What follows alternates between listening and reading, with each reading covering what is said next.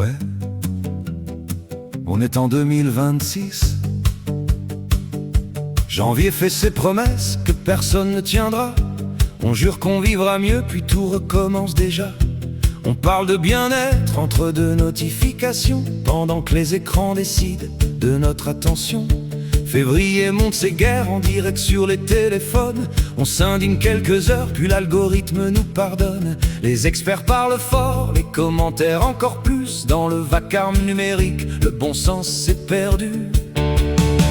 En 2026, mon vieux, tout va vite et tout s'oublie.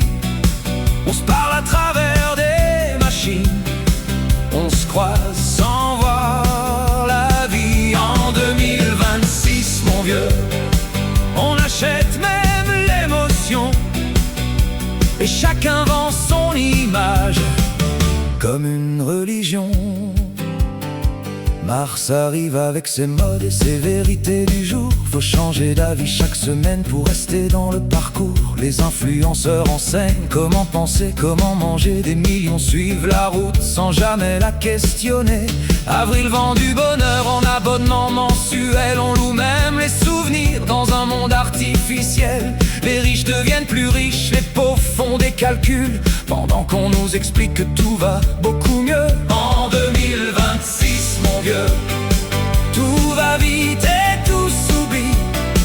On se parle à travers des machines, on se croise sans voir la vie. En 2026, mon vieux, on achète même l'émotion, et chacun vend son image comme une religion.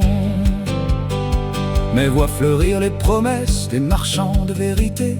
Juin regarde les sondages comme on regarde la météo d'été. Juillet cherche un peu d'ombre sous un soleil fatigué. Pendant que la planète transpire, on continue de consommer. Août photographie la plage, au lieu de profiter du moment, on collectionne les images pour oublier le présent. Septembre prend la course des horaires et des crédits. On court après le bonheur sans savoir où il s'enfuit. Octobre compte les j'aime comme autrefois les moissons. Novembre trie les opinions comme on trie les promotions. Décembre rallume les lumières et les mêmes contradictions. On s'offre la paix pour un soir, puis repartent les divisions.